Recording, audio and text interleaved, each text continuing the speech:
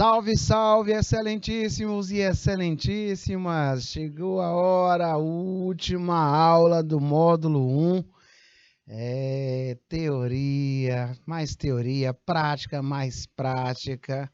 E nós estamos nessa disciplina linda, né? Teórica, prática, que tem ramificações nas mais variadas áreas do direito, dos mais variados ramos do direito. E por falar em ramos do direito, não vá para a prova sem antes dar uma olhada o que é o direito público, o que é o direito privado, exemplo do direito público e exemplo de direito privado.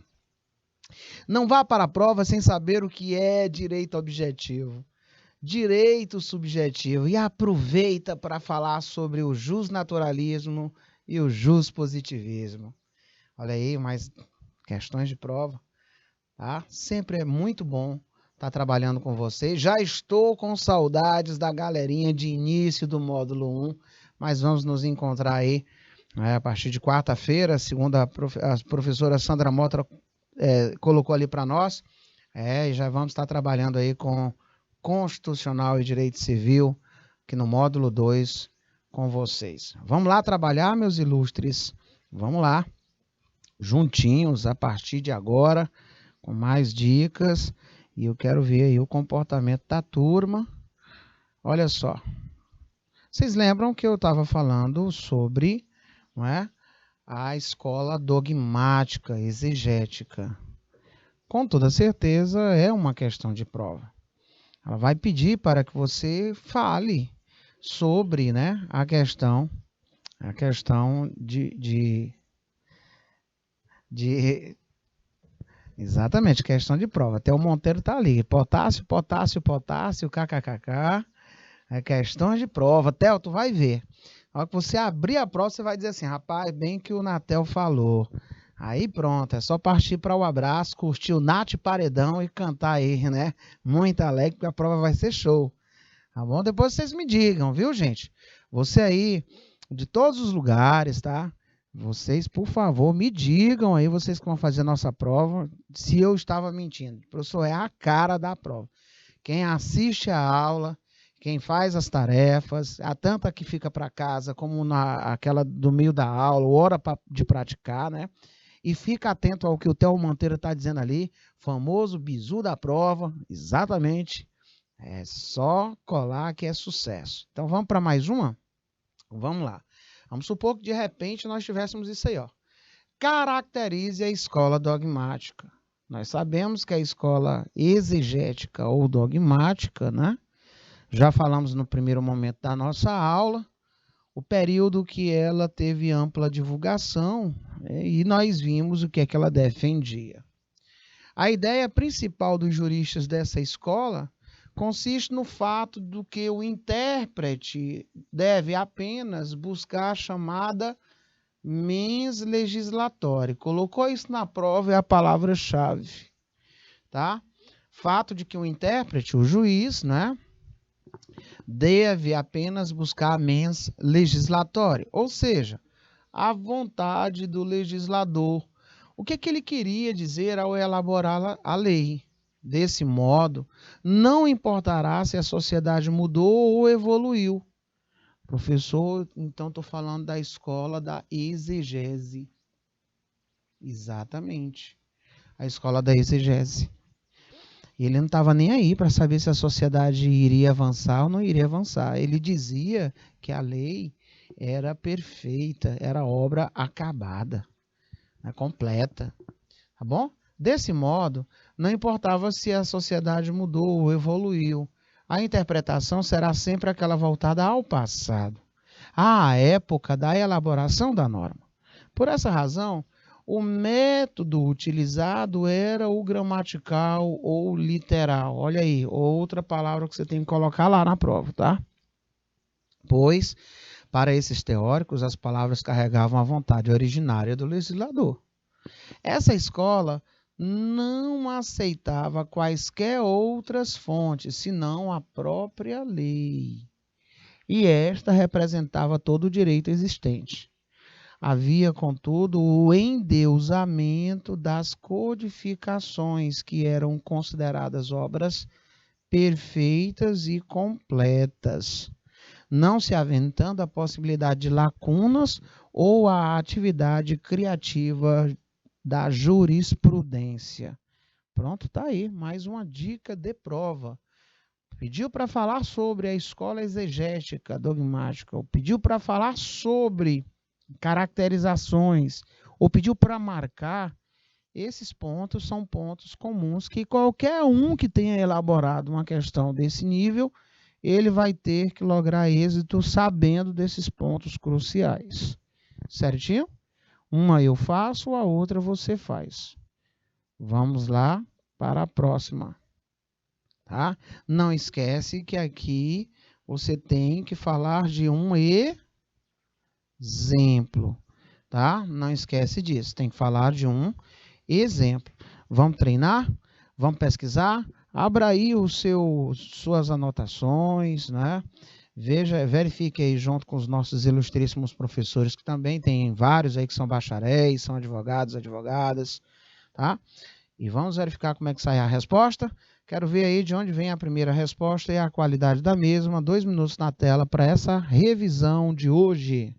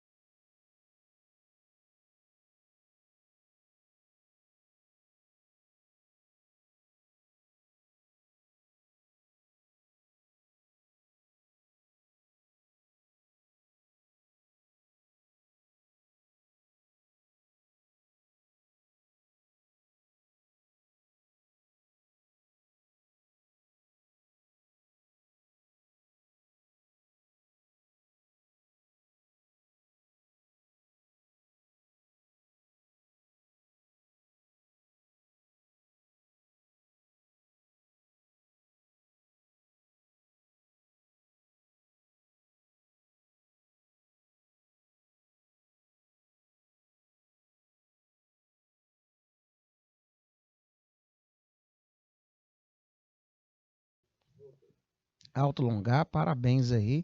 Questão de prova, né? Olha aí, Theo Monteiro. Gostei aí da resposta. Perfeito.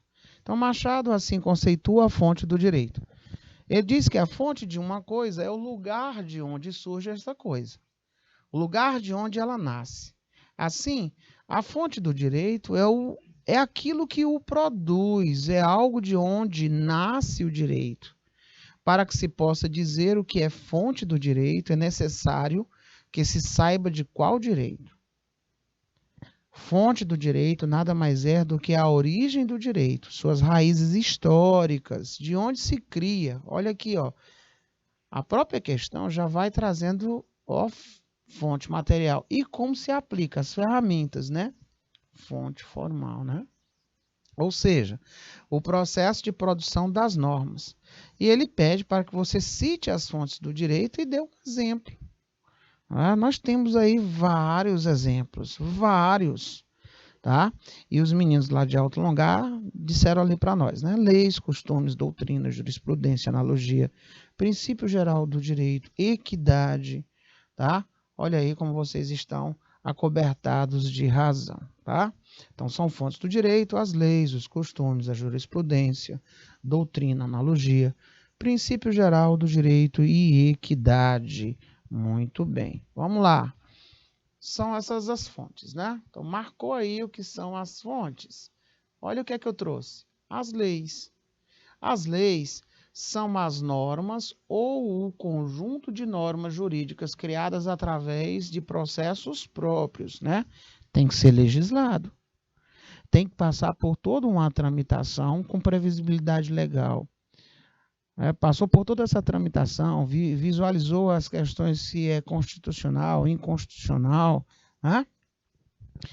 Visualizou todo aquele processo, aí ela parte para uma publicação, né? Depois de todo aquele processo, tá bom?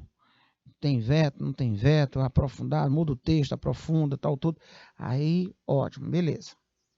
Se ela não é de grande impacto, aí ela vem no corpo da lei dizendo que é a parte da data da publicação desta lei, né, se faz a lei, etc, etc, etc. Se ela tem um grande impacto e eu preciso que a sociedade tenha um lapso temporal, um interregno para que ela possa se adaptar, aí nós temos uma situação que é chamada de vacatio legis. Tá? De uma maneira geral, gente, que nós vimos lá no Código Civil, nós vimos que essa vacatio legis, ela tem a duração de quanto tempo? Vocês lembram? Foi uma das últimas aulas. Tá? Olha aí a dicasinha de prova. Mas se essa fosse a questão da nossa prova, respondendo leis, costumes, jurisprudência, doutrina, analogia, princípio geral do direito e equidade, já estaria correto. Muito bem, acertou mais um ponto na prova, né? Se eu perguntasse o que é lei, aí você iria dizer são as normas ou o conjunto de normas jurídicas criadas através de um processo próprio, estabelecidas por autoridade competente. Vocês lembram? Que eu até falei para vocês que eu iria criar a lei Natel. Eu iria dizer que na frente da minha casa ninguém mais passaria, só o meu carro. Vocês lembram disso? Professor, não iria ter validade. Por quê? Porque, primeiro, não tem um órgão competente. Segundo, tem que se verificar as questões inerentes ao grau de constitucionalidade. Se tem realmente, não é, um propósito, uma finalidade, um objetivo para que traga o aconchego e segurança da paz social. Não teria. Teria benefício meu, né? Compreende-se nessa definição quem? A própria Constituição, as leis ordinárias, não é, da Assembleia da República, as leis da revisão constitucional, os decretos da lei do governo, dentre outros.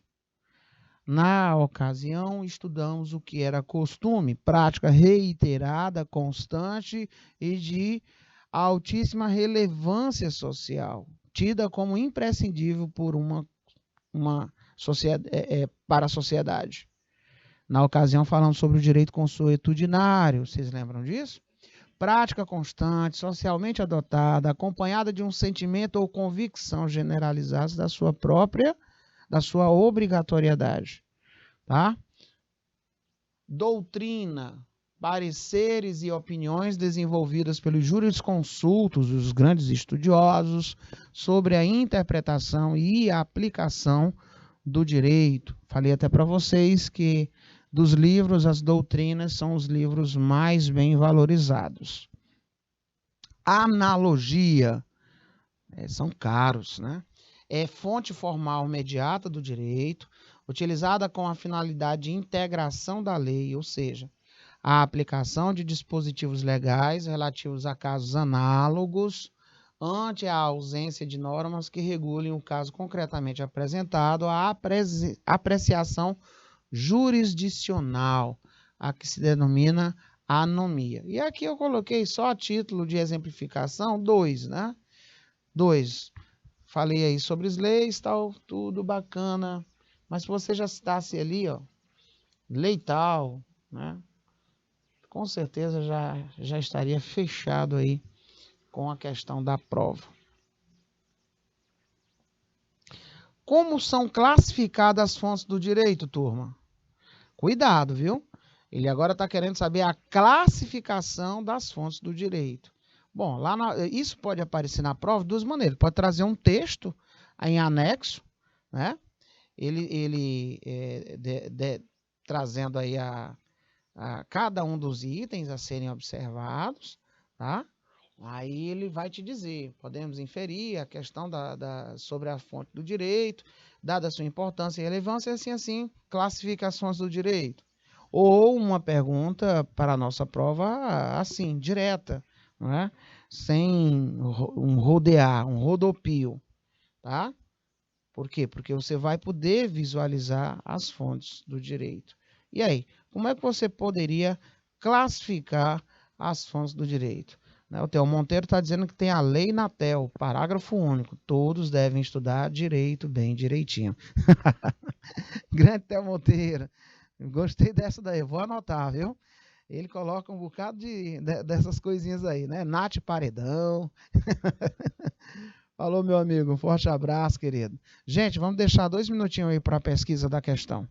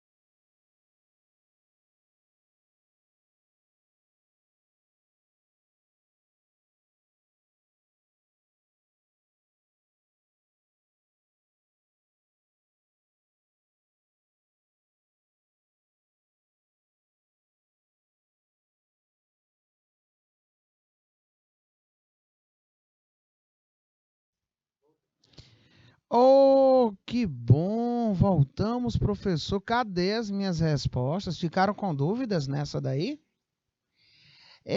Professor, fiquei. Mas vocês vão lembrar lá das fontes materiais e lá das fontes formais, tá? Deixa eu colocar aqui um modelo para vocês. Olha só. Como são classificadas as fontes? Aí você vai dizer materiais e você vai falar formais.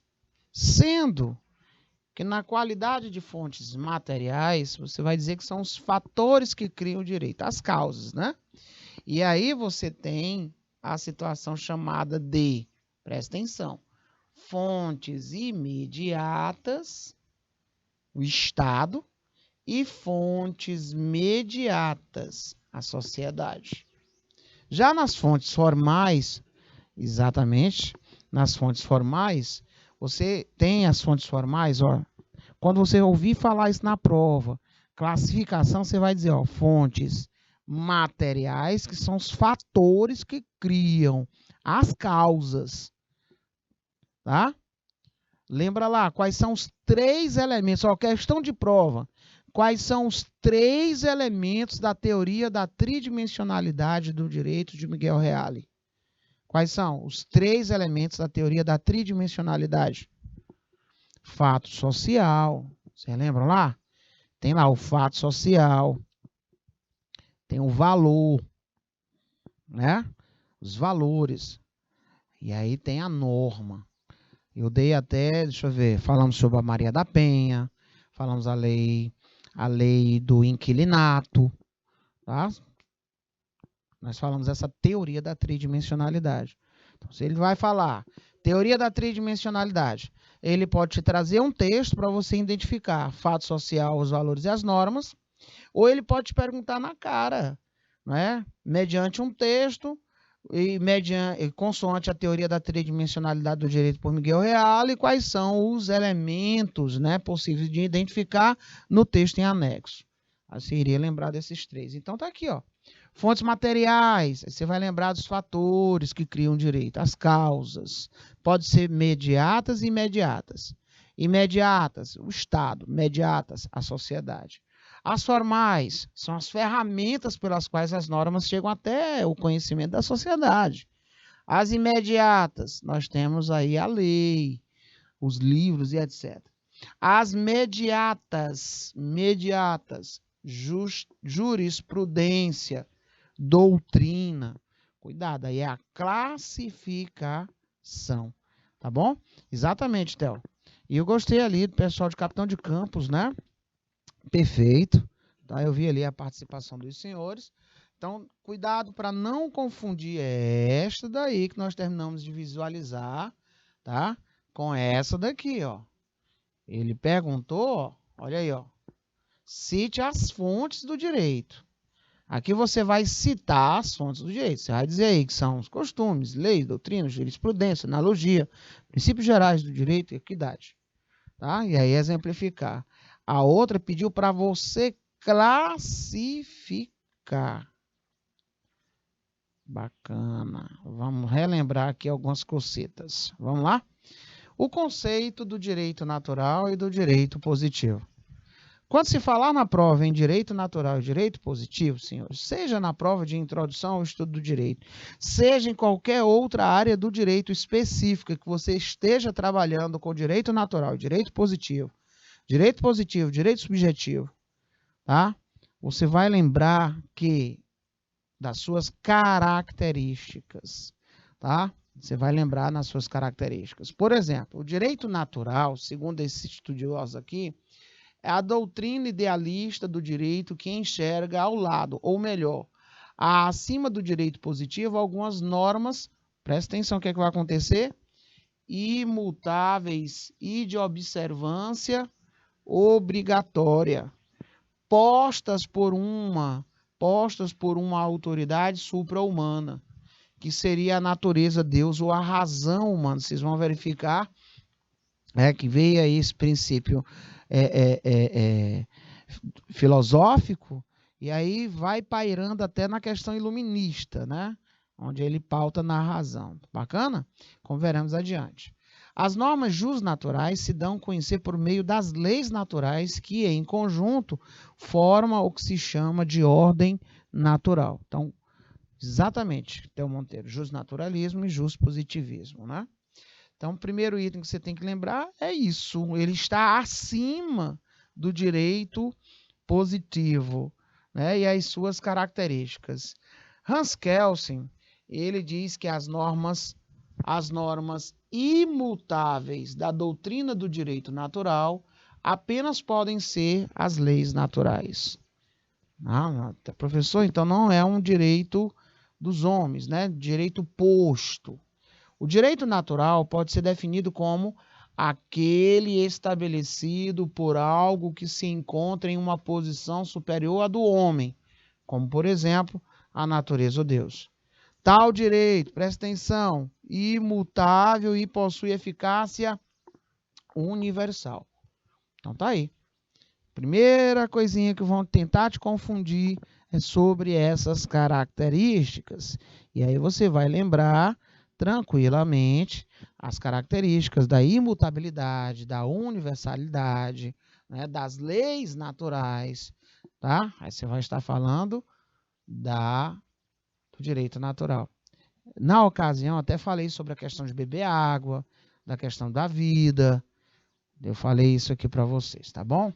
Vamos ver aqui mais outro detalhe. O direito positivo é conhecido como o pensamento que dispõe a superioridade da norma escrita sobre a não escrita, que é o direito natural. Outra característica, né? Direito positivo é o escrito, direito posto, tá? Direito natural, não. A norma positiva é posta pelo homem. Possui eficácia limitada. O natural é universal, é imutável. O positivo, a eficácia dele é limitada, tem limite, porque ela é válida somente nos locais as quais a observa, bem como ela tem, constantemente alteração. Ela é mutável, ela não é imutável. E é fácil de nós percebermos isso. Vamos lá. Até um tempo atrás, nós tínhamos o crime de adultério. Percebeu que a sociedade, aqui não entra o nosso julgamento, tá?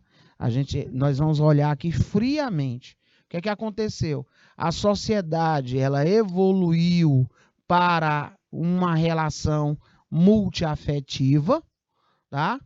E aí você hoje ouve falar até nos trisais, já tem aí resoluções que saíram, por um exemplo, em outras partes aqui do nosso país, só para vocês terem uma ideia. Ora, já imaginou, então, a lei, o direito, ele tem que analisar aquele fato social e trazer segurança para aquelas relações. Porque daquele relacionamento afetivo, tem-se que observar, por um exemplo, as questões inerentes às questões envolvendo ao Estado civil, né? As questões de resolução de qualidade sucessória, né? Com relação à existência de um decujus, quando um dos cônjuges falece, né? Vamos supor, na adoção ou na geração de uma criança, quem vai, como é que vai se comportar a filiação dessa criança advinda de um lar com essa configuração, né? Os direitos, né? Como é que fica a questão dos direitos de família? Então, tudo isso tem que ser albergado, perceba. A sociedade, ela está para o direito, assim como o direito está para a sociedade.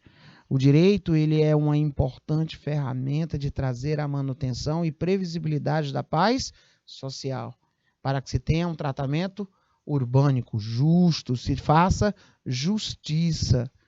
Por isso que tem esse tanto de dispositivos e de ferramentas, para que se atinja, né, o maior legado possível da justiça. Certinho até aí, senhores?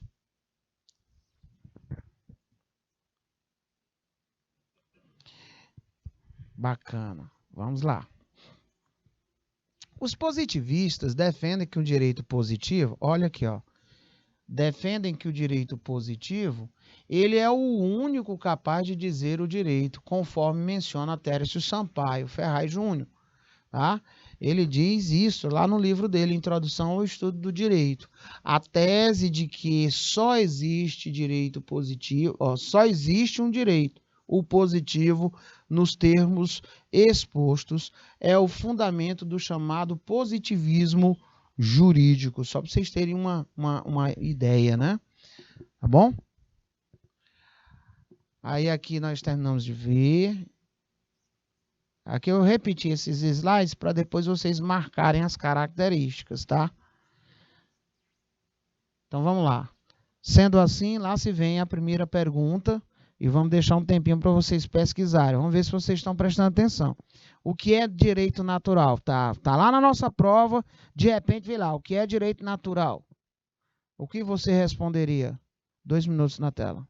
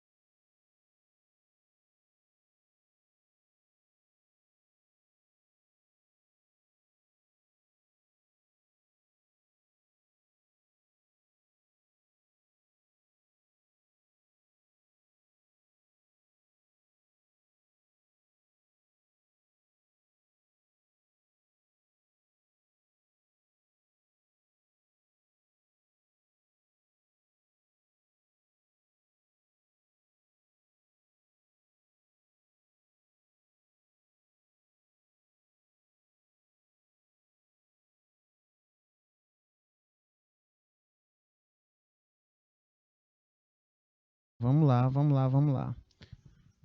Meu ilustre Theo Monteiro. Advocacia humanizada, né? Direito humanizado. Olha, Theo, às vezes no embrólio, né? No embrólio, numa lide, você tem, ao caso concreto, uma distância muito interessante no que se tange a problemática, né? A situação que deva ser resolvida e a realidade da pessoa. Então, ter um olhar humanizado é ter uma visão mais sistêmica de tudo que envolve a pessoa enquanto ser humano, as suas debilidades, anseios, e aquilo que se pode, ao máximo, perquirir através dos dispositivos legais. Não é? Então, hoje, você observa que nós temos um amadurecer gigantesco, né? Não se fala mais só no famoso eu vou resolver isso judicialmente. Hoje você tem, até por dispositivo legal, um primeiro momento onde vai ser te perguntado e dada a oportunidade de dizer assim, tem um acordo para esse entrave? As partes teriam como conceber um acordo, não é?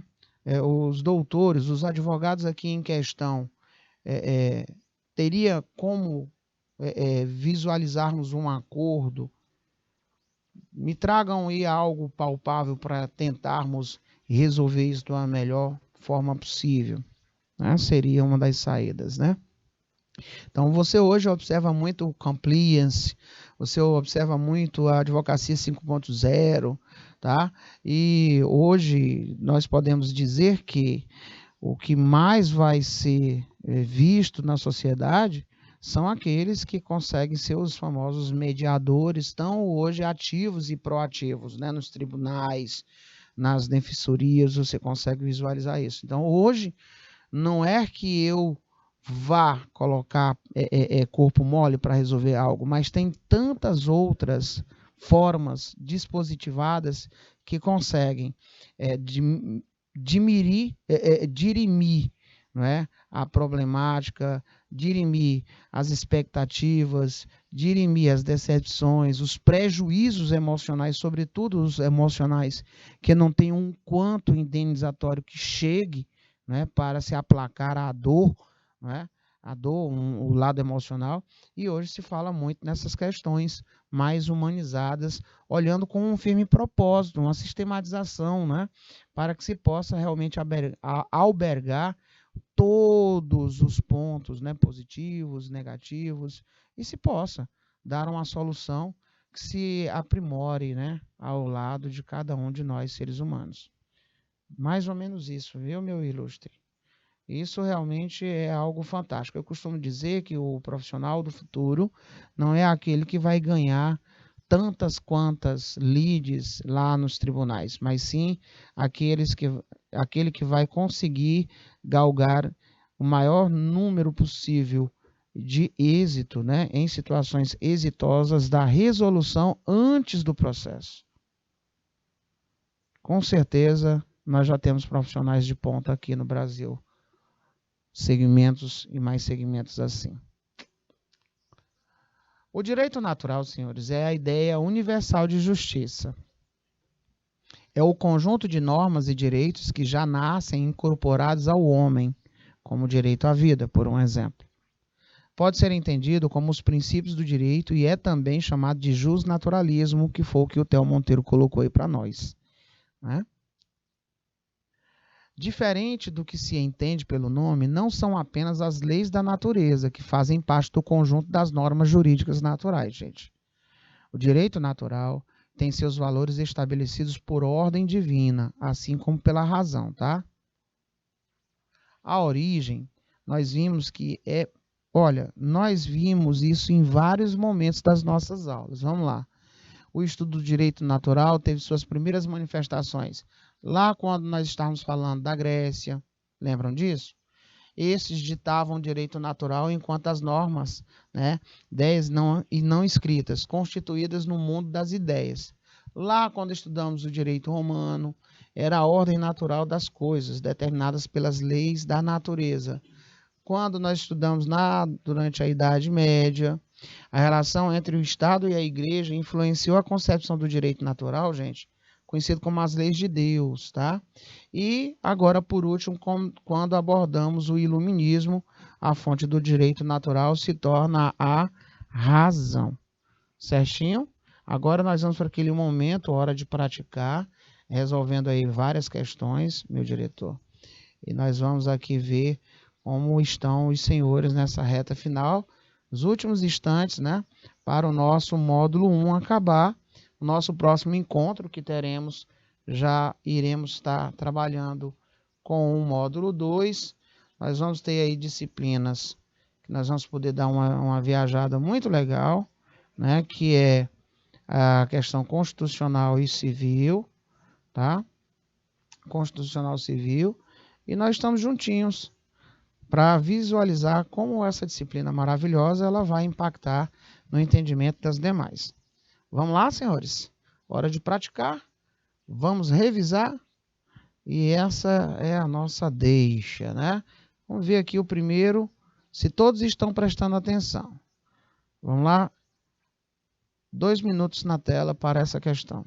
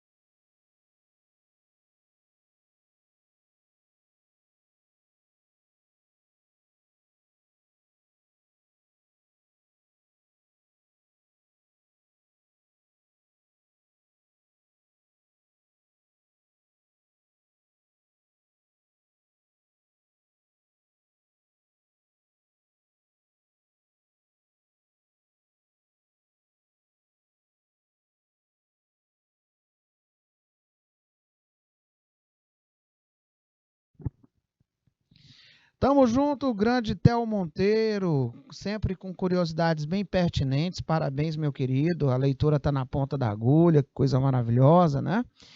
Maria Clara Silva, muito boa tarde, lá da Unidade Escolar Professor Antônio Castro, lá de Amarante, Piauí, ali em frente a São Francisco do Maranhão.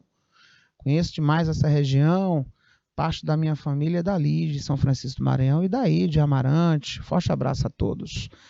Pessoal lá de Capitão de Campos participando, Pajeú, Josinete foi a última pessoa a participar, o meu muito obrigado. Atenção total, que ele fala sobre, olha, está na prova, direito e moral, tá? Quem marcou letra D, tá atento. Nós falamos já desde a primeira aula a presença, né, das características. Moral é individual, direito é a questão do bem social, moral é incoercível, né? Direito é coercível, moral é unilateral, direito é bilateral, entendeu? É a bilateralidade distributiva. Bacana? Então vamos lá. Até agora, o que é que nós temos aí de questão para a prova? O que é direito? O que é norma? O que é norma jurídica? que é jurisprudência, o que é súmula, quais são as fontes do direito, como é que é classificada as fontes do direito, exemplo, tá? O que é jusnaturalismo, juspositivismo, o que é direito positivo, o que é direito subjetivo, quais são as características da escola dogmática, exegética, né? Quais são os elementos da teoria da tridimensionalidade do direito, por Miguel Reale. Opa, professor, só questão bacana de prova. Lindão, lindão, lindão, né? Muito obrigado, capitão de campos, lá, ó, revisão maravilhosa. Que bom, meus ilustres. Vai dar tudo certo, confia em mim. Certinho? Vai dar tudo certo. Só revisar do jeito que a gente está colocando aqui, esses tópicos principais, porque eu sei que o conteúdo ele é muito, né, muito grande, né, o objeto de estudo. E aí, obviamente, tem que ter um filtro. Então, estamos colocando aqui as melhores dicas para vocês, que são os melhores. Vamos lá verificar quem consegue me dar de primeira a resposta sem titubear, sem medo de ser feliz. Tá? 2 minutinhos na tela, por gentileza.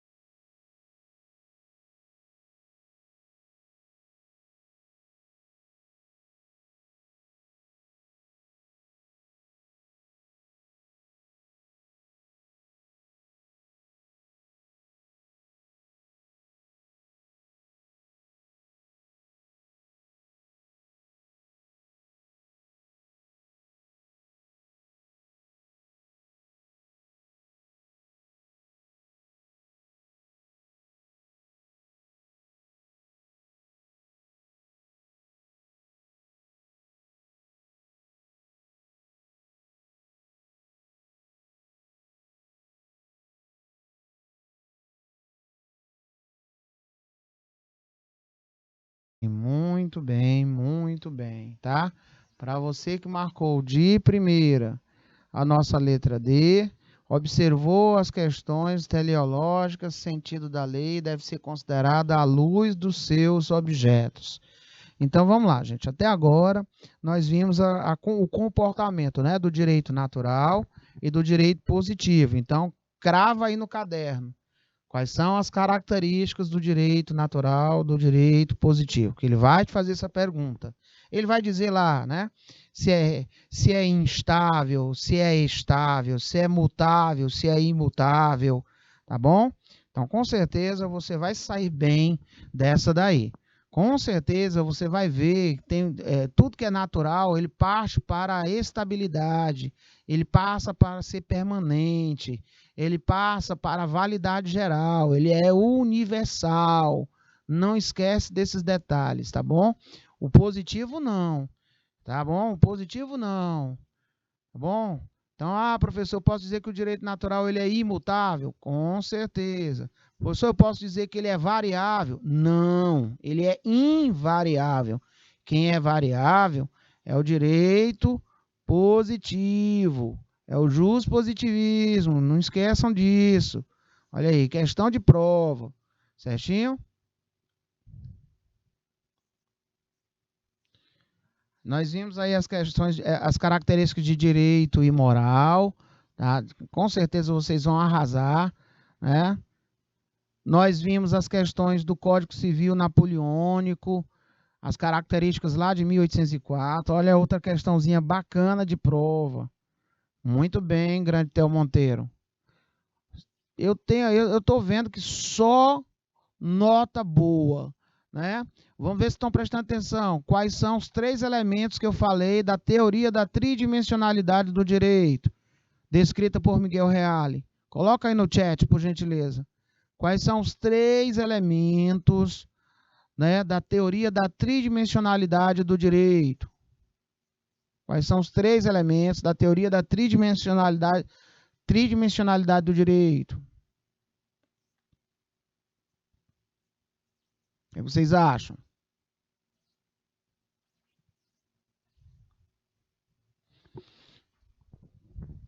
Vamos ver? Quem é que traz isso aí para mim? Vamos lá. Lembrando aí lembrando da Maria da Penha. Muitas mulheres sendo massacradas, né? Muitas mulheres morrendo, apanhando, sofrendo os mais variados tipos de situações. Aí nós temos o fato social. Tá?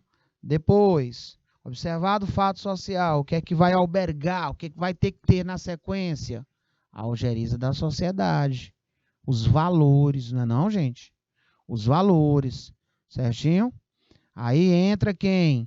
Entra quem? Entra o legislador. E aí passamos a ter o quê? A norma jurídica. Certinho, senhores? Esqueçam desses detalhes aí, não. Aí, com certeza, lá vai ter um textozinho, ele vai trazer para você. Outra pegadinha muito comum, ele vai tentar confundir você direito positivo e direito natural, onde ele vai dizer que direito positivo é o bom ou o mal, e não o que é útil como o direito natural. Ele inverte, ele vai dizer que o direito positivo é isso. Não, na realidade é o direito natural, tá? O direito natural, bom ou mal. É aquilo que está na qualidade de útil. Não esquece desse detalhe que você vai se dar divinamente bem. Direito, o que é direito? Você vai dizer, direito é um conjunto de instruções, princípios, né? Direito é fato social, tá? Vai dizer o que são normas. O que são normas? Você vai lá, são prescrições obrigatórias. Quais são as fontes do direito? Como são classificadas as fontes do direito, né? Ele vai pedir, digamos assim, o que é que vem a ser direito público e direito privado? Nós respondemos várias questões sobre isso, né? Direito público e direito privado. Ele vai te pedir isso, né? Para você dizer o que é o direito público e o que é o direito privado, e ele pede para você fazer aí uma exemplificação. Por que que eu sei disso? Porque é sempre nessa prova, gente, prova que envolve essa disciplina, ele vai trabalhar com essa base de atuação. Então, não tem como você desvencilhar, entende? Você tem que trabalhar sempre com essa perspectiva. Então, o Monteiro colocando ali a pergunta que eu fiz, fato, valor, norma, segundo Miguel Reale, a teoria da tridimensionalidade do direito perfeito. Essa daqui, ó, sobre os meios de integração das normas para os casos de omissão da lei, ó. Omissão da lei, tá? As leis consideradas fontes primárias, tá? Olha aqui. Logo na primeira. A analogia, os costumes, os princípios gerais de direito são considerados fontes. Deixa eu procurar uma outra aqui. Só um instantinho, meus ilustres. Não. Vamos lá, que eu vou trazer mais uma aqui para vocês. É na antiguidade que o justnaturalismo rompe com a visão teocêntrica? Opa, na antiguidade não, tá? Isso está errado, gente.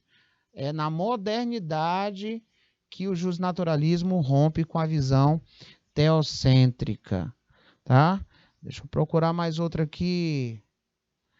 Gente,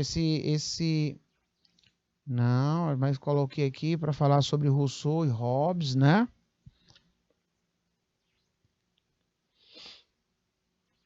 Olha lá. A corrente do justnaturalismo nos mostra que o direito é independente da vontade humana. Ele já existia antes mesmo do homem e acima das leis do homem. A corrente dos justpositivistas acredita que só pode existir o direito e, por consequência, a justiça através de normas positivas. Isto que quer dizer que as normas emanadas pelo Estado com um poder coercivo. Não estão lindas essas duas? Pois elas duas estão o quê? Corretas, tá? Só pela leitura e pelas dicas de hoje, na prova que vocês vão fazer, com certeza, na hora que vocês visualizarem essa leitura, vai ser show de bola. Não tenho nem dúvida. A respeito de fundamentos e noções gerais do direito, julgue o item a seguir. O positivismo é uma escola jurídica que se tornou proeminente no século XIX com uma abordagem avalorativa do direito. Olha aí, tá? Com certeza. A lei, né? A diferença entre direito natural e direito positivo, turma, olha outra legal aí, é que o direito positivo independe do Estado ou de leis, presta atenção na leitura, por isso é considerado autônomo. Esse tipo de direito é inerente a todo ser humano, possuindo caráter, presta atenção aí as características, ó. Universalidade, imutabilidade, atemporalidade. Gente, isso aí é de direito universal ou é de direito positivo? É de direito natural ou direito positivo? Então, aqui você percebe que ele inverteu. Tá? Ó, ele inverteu. Direito natural e o positivo. Certinho? Direito natural e o positivo. O direito positivo depende de uma manifestação de vontade, seja da sociedade ou de autoridade, gente. É o fato, né? O fato. Tem que ter o fato. Tá? Tem que ter o fato, nós vamos verificar a questão do valor, né? E aí, sim, legislado, posto, entra a norma jurídica. Teoria da tridimensionalidade do direito, tá bom? Então, gente, foi assim um estupendo prazer trabalhar com vocês no módulo 1, nessa disciplina que é muito bacana de ser trabalhada. E eu te espero no módulo 2, tá? Desejo a todos vocês aí boa prova, arrebentem, porque vocês são maravilhosos. E no módulo 2 nós vamos estar juntinhos com duas disciplinas. A questão do direito constitucional e também do direito civil. E eu te vejo com toda a convicção. Até a próxima!